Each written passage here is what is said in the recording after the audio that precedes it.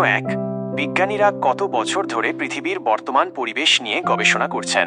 ক প্রায় 100 বছর, খ প্রায় 300 বছর, গ প্রায় 500 বছর, ঘ প্রায় 700 বছর। উত্তর গ প্রায় 500 বছর। প্রশ্ন 2, পরিবেশের অন্তর্ভুক্ত উপাদানগুলো কি কি?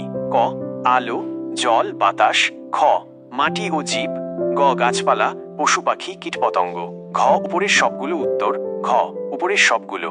প্রশ্ন 3, আমাদের চারপাশের সবকিছু, এই উক্তিটি কিসের সংজ্ঞা দেয়? ক জীব বৈচিত্র্য, খ পরিবেশ, গ বাস্তুতন্ত্র, ঘ দূষণ।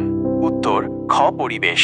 প্রশ্ন 4, আর্নস্ট হেকেল কত সালে ইকোলজি নামকরণ করেন? ক 1884, খ 1895, গ 1962, ঘ 1994। উত্তর ঘ 1994।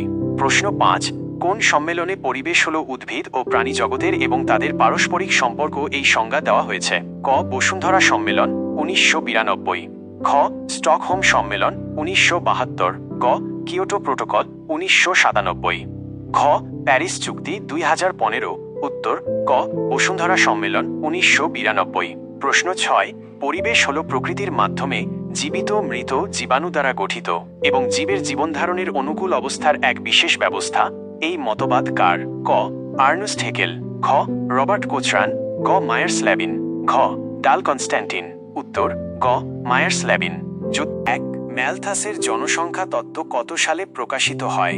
ক 1789, খ 1897, গ 1798, ঘ 1879।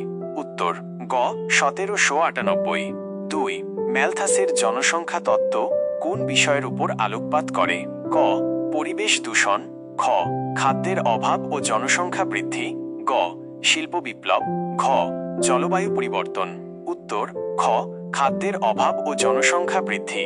3, ম্যালথাসের মতে খাদ্য উৎপাদন কিভাবে বৃদ্ধি পায়? ক জ্যামিতিক হারে, খ গাণিতিক হারে, গ সূচকীয় হারে, ঘ সরল রৈখিক হারে। উত্তর খ গাণিতিক হারে। 4, ম্যালথাসের মতে জনসংখ্যা কিভাবে বৃদ্ধি পায়?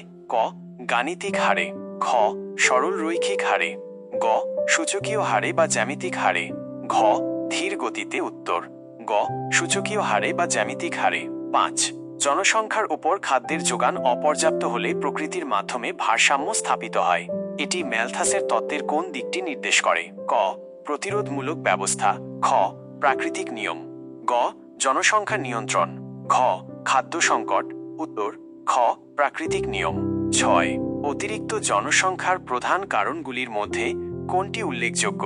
ক উন্নত স্বাস্থ্য পরিষেবা, খ শিক্ষার অভাব, গ সচেতনতার অভাব, ঘ উপরের সবগুলো। উত্তর ঘ উপরের সবগুলো। 7, দারিদ্র্য, অশিক্ষা এবং কুসংস্কার এগুলো অতিরিক্ত জনসংখ্যার কি ধরনের কারণ? ক অর্থনৈতিক কারণ, খ সামাজিক কারণ, গ রাজনৈতিক কারণ, ঘ প্রাকৃতিক কারণ। উত্তর খ সামাজিক কারণ। 8, উন্নত কৃষি ব্যবস্থা ও শিল্প প্রসারের ফলে কি বৃদ্ধি পায় যা অতিরিক্ত জনসংখ্যার কারণ হতে পারে? ক মৃত্যুহার, খ জন্মহার, গ স্থানান্তর, ঘ রোগ ব্যাধি।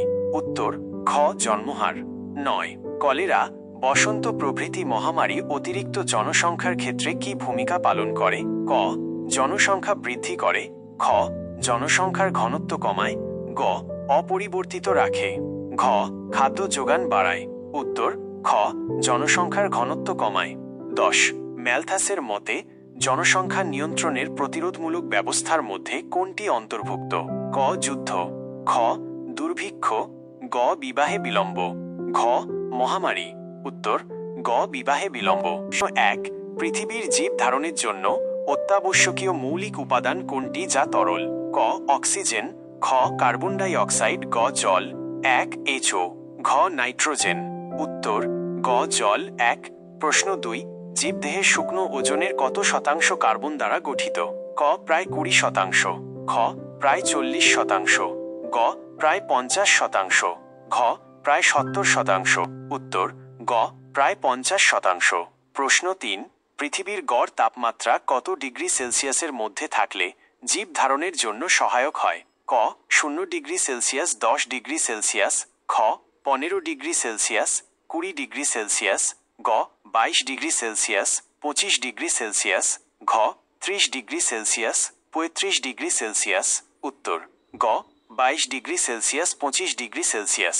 প্রশ্ন 4, মানুষ প্রত্যক্ষ বা পরোক্ষভাবে পরিবেশ থেকে কি গ্রহণ করে? ক খাদ্য, খ শক্তি, গ কাঁচামাল, ঘ উপরের সবগুলো উত্তর ঘ উপরের সবগুলো। প্রশ্ন 5, সামাজিক পরিবেশ মানুষের জীবনযাত্রার কোন দিকের সাথে সম্পর্কিত?